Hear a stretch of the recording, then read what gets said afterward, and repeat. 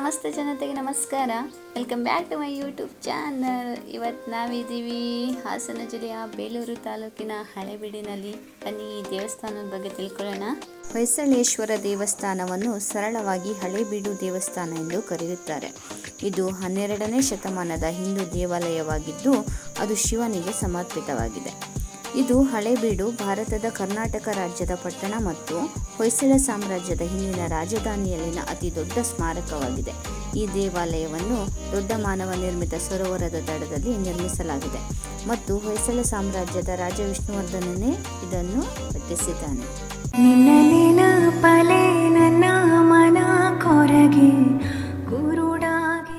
ಹೊಯ್ಸಳ ರಾಜವಂಶದ ಬಗೆಗೆ ಜನರಲ್ಲಿದ್ದ ಗೌರವ ಭಾವನೆಗಳೇ ಈ ದೇವಾಲಯದ ನಿರ್ಮಾಣಕ್ಕೆ ಕಾರಣ ಎನ್ನಲಾಗಿದೆ. ಹೊಯ್ಸಳ ವಂಶದ ಹೆಸರು ಅಜರಾಮರವಾಗಿ ಉಳಿಯಬೇಕೆಂಬ ಕಾರಣದಿಂದ ದೊಡ್ಡ ದೇವಾಲಯವನ್ನು ನಿರ್ಮಿಸಿ ಮೂಲ ಶಿವನ ಮೂರ್ತಿಗೆ ಹೊಯ್ಸಳ ವಂಶದ ಹೆಸರನ್ನೇ ಇಡಲಾಗಿದೆ. ಹೊಯ್ಸಳರ ಪ್ರಭುವೇ ಈ ಹೊಯ್ಸಳೇಶ್ವರ. 1952ನೇ ಇಸ್ವಿಯಲ್ಲಿ ಕೇಂದ್ರ ಸರ್ಕಾರವು ಈ ದೇವಾಲಯವನ್ನು ರಾಷ್ಟ್ರೀಯ ಸ್ಮಾರಕ ಎಂದು ಘೋಷಿಸಿದೆ. ಅಲ್ಲಿಂದಲೂ ಈ ದೇವಾಲಯದ ನಿರ್ವಹಣೆಯನ್ನು ಭಾರತೀಯ ಪುರಾತತ್ವ ಸರ್ವೇಕ್ಷಣಾ ಇಲಾಖೆಯು ನೋಡಿಕೊಳ್ಳುತ್ತಿದೆ. ಬೇಲೂರು ಒಳನೋಡು, ಹಳೇಬೀಡು ಹೊರನೋಡು ಎಂಬ ನಾಣ್ಣುಡಿಯಂತೆ ಹಳೇಬೀಡಿನ ದೇವಾಲಯವು ಹೊರನೋಟಕ್ಕೆ ಹೆಚ್ಚು ಪ್ರಸಿದ್ಧಿಯಾಗಿದೆ.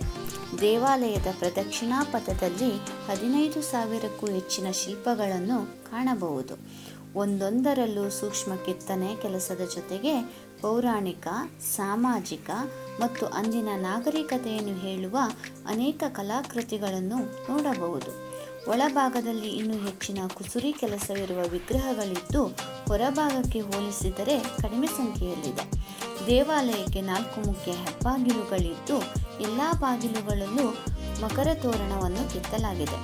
4 ಬಾಗಿಲುಗಳಲ್ಲೂ ಸುಂದರ ಕೆತ್ತನೆಯುಳ್ಳ ದ್ವಾರಪಾಲಕರನ್ನು ನಿಲ್ಲಿಸಲಾಗಿದೆ.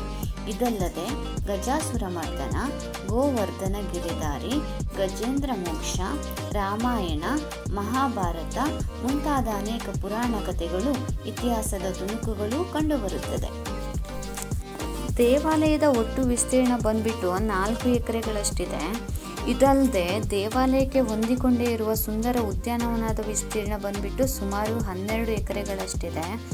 ಉದ್ಯಾನವನದಲ್ಲಿ ಹಸಿರು ಹುಲ್ಲಿನ ಜೊತೆಗೆ ವಿವಿಧ ಜಾತಿಯ ಹೂಗಿಡಗಳನ್ನು ಕೂಡ ಬೆಳೆಸಲಾಗಿದೆ. ತೋಟದ ಅಂಚಿನಲ್ಲಿ ತೆಂಗಿನ ಮರಗಳು ಹಾಗೂ ಮಾವಿನ ತೋಪನ್ನು ನೋಡ್ಬೋದು. ಸುಂದರ ಮತ್ತು ರಮಣೀಯವಾಗಿ ಕಾಣಿಸುತ್ತೆ. ಪ್ರತಿ ಕ್ಷಣ ಕ್ಷಣ ನಿನ್ನ ಮುದ್ದು ನಗು ನೆನಪಾಗಿದೆ ಬಿಡದೆ ನನಗೆ, ಕಾಡುತ್ತಿದೆ ಹಳೆಯ ನೆನಪುಗಳು. ಶಿವನ ವಾಹನ ಬಂದ್ಬಿಟ್ಟು ನಂದಿ ಅಂತ ಹೇಳ್ತಾರೆ. ದೇವಸ್ಥಾನದ ಒಳಭಾಗದಲ್ಲಿ 2 ಲಿಂಗಗಳಿವೆ. ಹಾಗೆಯೇ ದೇವಸ್ಥಾನದ ಹೊರಭಾಗದಲ್ಲಿ 2 ದೊಡ್ಡ ನಂದಿಯ ವಿಗ್ರಹವನ್ನು ನೋಡಬಹುದು. 2ರಲ್ಲೂ ನಾಜೂಕಿನ ಕುಸುರಿ ಕೆಲಸಗಳನ್ನು ಗಮನಿಸಬಹುದು. ಭಾರತದಲ್ಲಿ ಅನೇಕ ನಂದಿಗಳಿವೆ. ಅದರಲ್ಲಿ 7 ಅತಿ ದೊಡ್ಡ ನಂದಿಗಳಿವೆ. ಅದರಲ್ಲಿ 6ನೇ ಸ್ಥಾನ ಮತ್ತು 7ನೇ ಸ್ಥಾನಗಳು ಕೂಡ ಈ ನಂದಿಗಳಿಗಿದೆ. ಒಂದು ನಂದಿಯು 9 ಅಡಿ ಎತ್ತರದಲ್ಲಿದೆ, ಇನ್ನೊಂದು ನಂದಿಯು 8 ಅಡಿ ಎತ್ತರದಲ್ಲಿದೆ. ಈ ನಂದಿಯು ಎತ್ತರದಲ್ಲಿ 7ನೇ ಸ್ಥಾನವನ್ನು ಪಡೆದರೂ ಕೂಡ ಅಲಂಕಾರದಲ್ಲಿ ಭಾರತದಲ್ಲಿ 1ನೇ ಸ್ಥಾನದಲ್ಲಿದೆ ಅಂತ ಹೇಳ್ಬೋದು. ದೇವಾಲಯದ ಈಶಾನ್ಯ ದಿಕ್ಕಿನಲ್ಲಿ ವಸ್ತು ಸಂಗ್ರಹಾಲಯವನ್ನು ನಿರ್ಮಿಸಲಾಗಿದೆ. ಉತ್ಖನನದ ಸಂದರ್ಭದಲ್ಲಿ ಸಿಕ್ಕಿರುವ ಅನೇಕ ವಿಗ್ರಹಗಳನ್ನು ಅವುಗಳ ವಿವರಣೆಯೊಂದಿಗೆ ಇಲ್ಲಿ ಸಂರಕ್ಷಿಸಿಡಲಾಗಿದೆ. ದೇವಾಲಯದ ನಿರ್ಮಾಣಕ್ಕೆ ಬಳಸಿರಬಹುದಾದ ಅನೇಕ ಆಯುಧಗಳನ್ನು ಸಹ ಇಲ್ಲಿ ನೋಡಬಹುದು. 1-2 ತಾಮ್ರ ಶಾಸನಗಳು ಮತ್ತು ಹಲವಾರು ಶಿಲಾಶಾಸನಗಳಿವೆ. 8ಕ್ಕೂ ಹೆಚ್ಚು ಮಾಸ್ತಿಕಲ್ಲುಗಳಿವೆ. ಹಾಗೆಯೇ 5 ವೀರಕಲ್ಲುಗಳನ್ನು ಸಂರಕ್ಷಿಸಿಡಲಾಗಿದೆ. ಹೊಯ್ಸಳರ ರಾಜವಂಶಾವಳಿಯ ಚಿತ್ರಣವೂ ಕೂಡ ಇಲ್ಲಿದೆ. ರಾಜಧಾನಿಯಾಗಿದ್ದ ದೋರ ಸಮುದ್ರದ ಸಂಪೂರ್ಣ ಮ್ಯಾಪ್ ಕೂಡ ಇಲ್ಲಿದೆ. ಅಂದಿನ ಕಾಲದ ದಿನಬಳಕೆಯ ವಸ್ತುಗಳನ್ನು ಕೂಡ ಇಲ್ಲಿ ನೋಡಬಹುದು. ನಾವು ಹೋಗಿರೋದು ಫ್ರೈಡೇ ಆಗಿರೋದ್ರಿಂದ ಇದು ನಮಗೆ ಅಲ್ಲಿ ಓಪನ್ ಇರಲಿಲ್ಲ. ಸೊ ಫ್ರೈಡೇ ದಿನ ಕ್ಲೋಸ್ ಇರುತ್ತಂತೆ.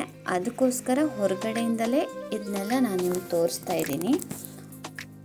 ನಾವಿವತ್ತಿದ್ದೀವಿ ಹಳೇಬೀಡಲ್ಲಿರೋ ದ್ವಾರ ಸಮುದ್ರದಲ್ಲಿ ಬೋಟಿಂಗಿಗೆ ಬಂದಿದ್ದೀವಿ. ಬಗ್ಗೆ. ನಮ್ಮ ಜೊತೆ ಇದ್ದಾರೆ ದರ್ಶನ್ ಅವರು ಹೇಳ್ತಾರೆ ನೋಡಿ ಇದ್ರ ಬಗ್ಗೆ ಎಲ್ಲ ಡೀಟೇಲ್ಸು. ಇದು ಮುಂಚೆ ದ್ವಾರ ಸಮುದ್ರ ಅಂತ ಹೆಸರಿತ್ತು, ಈಗ ಹಳೇಬೀಡು ಅಂತ ಮಾಡಿದ್ದಾರೆ. ಹಳೇಬೀಡಲ್ಲಿ ಹೊಯ್ಸಳೇಶ್ವರ ದೇವಸ್ಥಾನ ಇದೆ.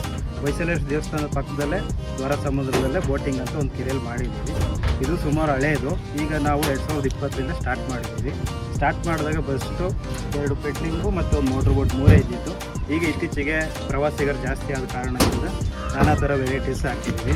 Banana ride, sofa ride, jet ski, speed boat, Zumba ride, ಈ ಥರ ಇನ್ನೂ ನಾನಾ ಥರ ಇನ್ನೂ ವೆರೈಟಿ ಬರಲಿಕ್ಕೆ ಇದ್ದಾವೆ. ಸರ್, ಇದು ಸಮುದ್ರ ಬಂದುಬಿಟ್ಟು ಎಷ್ಟಿದೆ? ಕೆರೆ ಅಗಲ ಬಂದುಬಿಟ್ಟು 900 ಚಿಲ್ಲರೆ ವಿಸ್ತೀರ್ಣ ಅಗಲ ಇದೆ, 900 ಎಕರೆ. ನಾವು ಬಂದುಬಿಟ್ಟು ನಮಗಂತ ಒಂದು ಪಾಯಿಂಟ್ ಕೊಟ್ಟಿರ್ತಾರೆ, ಅಷ್ಟೇ ಹೋಗ್ತೀವಿ. ನಾರ್ಮಲ್ ಮೋಟ್ರ್ ಬೋಟ್ ಬಂದುಬಿಟ್ಟು 1.5 ಕಿಲೋಮೀಟರ್ ಹೋಗ್ತೀವಿ. ಇನ್ನು ಸರೌಂಡಿಂಗ್ ಪೆಡ್ಲಿಂಗ್ ಅಂತ ಬಂದರೆ ಇಲ್ಲೇ ಹಾಫ್ ಆನ್ ಅವರ್ ಇಲ್ಲೇ ರೌಂಡ್ಸ್ ಬಿಡ್ತೀವಿ. ಅದು 75 ರುಪೀಸ್ ಪರ್ ಹೆಡ್ ಆಗುತ್ತೆ. ಮೋಟ್ರ್ ಬೋಟ್ 100 ರುಪೀಸ್ ಲಾಂಗ್ ಹೋಗ್ತೀವಿ. ಇನ್ನೊಂದು ಐಲ್ಯಾಂಡ್ ಟ್ರಿಪ್ ಅಂತ ಇದೆ, ಅಲ್ಲಿ ಬರ್ಡ್ಸ್ ಇರುತ್ತೆ ಸೀಸನಲ್ಲಿ, ಮಳೆಗಾಲದಲ್ಲಿ. ಅದು 150 ಆಗುತ್ತೆ. ಅದು ಅಪ್ ಆ್ಯಂಡ್ ಡೌನು 2 ಕಿಲೋಮೀಟ್ರ್ ಒಳಗಾಗುತ್ತೆ. ಅಲ್ಲಿ ತನಕ ಹೋಗ್ತೀವಿ. ಇಷ್ಟು ವಿಸ್ತೀರ್ಣ ಓಡಾಡ್ತೀವಿ. ನಿನ್ನ ಸನಿಹ ಬೇಕಾಗಿ ಮನ ಕೂಗುತ್ತಿದೆ ಜೋರಾಗಿ, ಮೌನದಲ್ಲೇ ಕೊಡು ಸನ್ನೆ ಆಗಲು ತಯಾರಾಗುವೆ ಸದಾ ಸದಾ. ಸುಮಾರು 9ನೇ ಶತಮಾನದಲ್ಲಿ ರಾಷ್ಟ್ರಕೂಟರ ದೊರೆ ದೋರ ಎಂಬುವವನು ಈ ಊರಿನಲ್ಲಿ ದೊಡ್ಡ ಕೆರೆಯೊಂದನ್ನು ಕಟ್ಟಿಸಿದನೆಂದು ಶಾಸನಗಳಿಂದ ತಿಳಿಯುತ್ತದೆ. ಈ ಕೆರೆಯು 1200 ಎಕರೆಗೂ ಮೀರಿ ವ್ಯಾಪ್ತಿಯನ್ನು ಹೊಂದಿದ್ದು, ಈಗಲೂ ಕೆರೆಯು ನೀರಿನಿಂದ ತುಂಬಿಕೊಂಡಾಗ ಸಮುದ್ರದಂತೆ ತೋರುತ್ತದೆ. ಈ ಕಾರಣದಿಂದಾಗಿ ಈ ಕೆರೆಯನ್ನು ದೋರ ಸಮುದ್ರ ಎಂದು ಕರೆಯಲಾಗುತ್ತದೆ ಎಂದು ಹೇಳಬಹುದು. ಅಂದಿನ ಕಾಲಕ್ಕೆ ದೋರ ಸಮುದ್ರ ಎನ್ನುವ ಹೆಸರೇ ಊರಿಗೂ ಇತ್ತೆಂದು ಹೊಯ್ಸಳರ ಕಾಲದ ಅನೇಕ ಶಾಸನಗಳಿಂದ ತಿಳಿಯುತ್ತದೆ. 18ನೇ ಶತಮಾನದ ಆಸುಪಾಸಿನಲ್ಲಿ ದ್ವಾರಾವತಿ, ದ್ವಾರ ಸಮುದ್ರ ಎನ್ನುವ ಹೆಸರಿನ ಬಳಕೆಯೂ ಇತ್ತು. ಜನಪದದಿಂದ ತಿಳಿಯುತ್ತದೆ. ದೋರ ಸಮುದ್ರ ಕೆರೆಯೇ ಅಂದಿನ ಕಾಲಕ್ಕೆ ಇಡೀ ರಾಜಧಾನಿಯ ಮತ್ತು ಸುತ್ತಲಿನ ಪ್ರದೇಶಗಳ ಮುಖ್ಯ ನೀರಾವರಿಗೆ ಸೌಲಭ್ಯವಾಗಿತ್ತು. ದ್ವಾರ ಸಮುದ್ರದ ಹೊಯ್ಸಳ ಬೋಟಿಂಗ್ ಅವ್ರದ್ದು ಬೋಟಿಂಗ್ ಚೆನ್ನಾಗಿದೆ. ಇದು ಯಾವುದೇ ಥರ ಪೇಯ್ಡ್ ಪ್ರಮೋಷನ್ ಅಲ್ಲ, ಬಟ್ ರೈಡಿಂಗ್ ಎಲ್ಲ ಚೆನ್ನಾಗಿದೆ. ತುಂಬ ದೂರ ಕರ್ಕೊಂಡು ಹೋಗ್ತಾರೆ. ಆಲ್ಮೋಸ್ಟ್ 1.5 ಕಿಲೋಮೀಟ್ರ್ ದೂರ ಡಿಸ್ಟೆನ್ಸ್ನ ಕರ್ಕೊಂಡು ಹೋಗ್ತಾರೆ. ಸ್ಟಾಫ್ ಅಂತೂ ವೆಲ್ ಆ್ಯಂಡ್ ಗುಡ್. ಒಂದ್ಸಲ ವಿಸಿಟ್ ಮಾಡಿ. ಪ್ರೈಸ್ ಕೂಡ ಅಷ್ಟೊಂದು ಜಾಸ್ತಿ ಏನಿಲ್ಲ, ಅಫೋರ್ಡಬಲ್ ಪ್ರೈಸ್ ಇದೆ. ಒನ್ಸ್ ವಿಸಿಟ್ ಎಲ್ಲ ಥರನೂ ಇದೆ. ಜೆಟ್ಸ್ಕಿ ಈಗ ಒಂದು 1 ಅವರ್ ಸೈಡೆಲ್ಲ ಹೋಗ್ಬಿಟ್ಟು ಜೆಟ್ಸ್ಕಿ ಮಾಡ್ತೀರಂದರೆ ಆಲ್ಮೋಸ್ಟ್ 700-800 ರೂಪಾಯಿ ಪೇ ಮಾಡಬೇಕು. ಇಲ್ಲಿ 300 ರುಪೀಸ್ಗೆ ಜೆಟ್ಸ್ಕಿ ಎಲ್ಲ ಸಿಗುತ್ತೆ. ಚೆನ್ನಾಗಿದೆ, ಎಲ್ಲದನ್ನು ಹೊಸ್ದಾಗಿದೆ. ಒಂದ್ಸಲ ಮಸ್ಟ್ ಆ್ಯಂಡ್ ವಿಸಿಟ್. ಇಷ್ಟೊಂದು ಮಾಹಿತಿಯನ್ನು ತಿಳಿಸ್ಕೊಟ್ಟಿರುವಂಥ ದರ್ಶನ್ ಅವ್ರಿಗೆ ನಮ್ಮ ಚಾನಲ್ ಕಡೆಯಿಂದ ಧನ್ಯವಾದ. Thank you sir.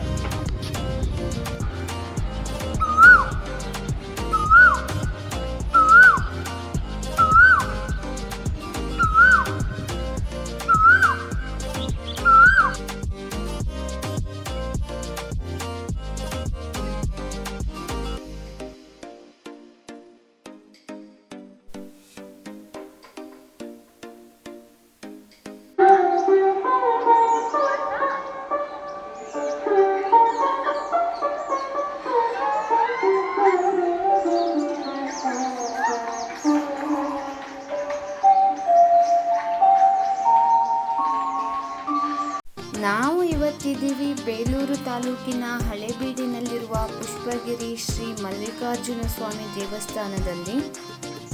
ಈ ದೇವಾಲಯವು ಬೆಳಿಗ್ಗೆ 9 ಗಂಟೆಗೆ ತೆರೆಯುತ್ತದೆ ಮತ್ತು ದೇವಾಲಯವು ಮಧ್ಯಾಹ್ನದ ವೇಳೆಗೆ ಪ್ರಸಾದವನ್ನು ನೀಡುತ್ತದೆ. ಮಕರ ಸಂಕ್ರಾಂತಿ, ಮಹಾಶಿವರಾತ್ರಿ, ಕೆಂಡೋತ್ಸವ, ಜಾತ್ರಾ ಮಹೋತ್ಸವ ಮತ್ತು ಲಕ್ಷ ದೀಪೋತ್ಸವ ಇತ್ಯಾದಿ ಕೆಲವು ಹಬ್ಬಗಳನ್ನು ಪ್ರತಿ ವರ್ಷವೂ ಮತ್ತು ಪ್ರತಿ ತಿಂಗಳ ಅಮಾವಾಸ್ಯೆ ಮತ್ತು ಹುಣ್ಣಿಮೆಯಂದು ಬಹಳ ಅದ್ದೂರಿಯಾಗಿ ಆಚರಿಸಲಾಗುತ್ತದೆ. ಇಲ್ಲಿಂದ ಇವಾಗ ಕಾಣಿಸ್ತಾ ಇದೆ ನೋಡಿ, ಅದು ಹಳೇಬೀಡಿನ ದೋರ ಸಮುದ್ರ. ಹಳೇಬೀಡಿನ ದೋರ ಸಮುದ್ರದಿಂದ ಕೂಡ ಪುಷ್ಪಗಿರಿಯು ಚೆನ್ನಾಗಿ ಕಾಣಿಸುತ್ತೆ. ಈ ಕ್ಷೇತ್ರವನ್ನು ಕರ್ನಾಟಕದ ಶ್ರೀಶೈಲ ಎಂದು ಕೂಡ ಕರೆಯುತ್ತಾರೆ. ಇಲ್ಲಿ ದೇವಸ್ಥಾನ ಮಾತ್ರವಲ್ಲದೆ ಮಠವೂ ಕೂಡ ಇದೆ. ಇದು ಹಳೇಬೀಡಿನಿಂದ ಕೇವಲ 3 ಕಿಲೋಮೀಟರ್ ದೂರದಲ್ಲಿದ್ದು ಪ್ರೇಕ್ಷಣೀಯ ಸ್ಥಳವಾಗಿದೆ. ಇನ್ಮುಂದೆ ನಿಮ್ಮ ಮುಂದೆ ಹೊಸ ಜಾಗಗಳಿಗೆ ನಾವು ಬರ್ತೀವಿ, ನಿಮ್ಮನ್ನು ಕೂಡ ಕರೆ ತರ್ತೀವಿ. ನಿರಂತರ ಟ್ರಾವೆಲಿಂಗ್ ಸುದ್ದಿಗಾಗಿ ನೋಡ್ತಾ ಇರಿ ನಮ್ಮ YouTube channel K traveller series. ಮತ್ತೆ ಸಿಗೋಣ ಮುಂದಿನ ವಿಡಿಯೋದಲ್ಲಿ. ಧನ್ಯವಾದಗಳು. ಶುಭ ದಿನ.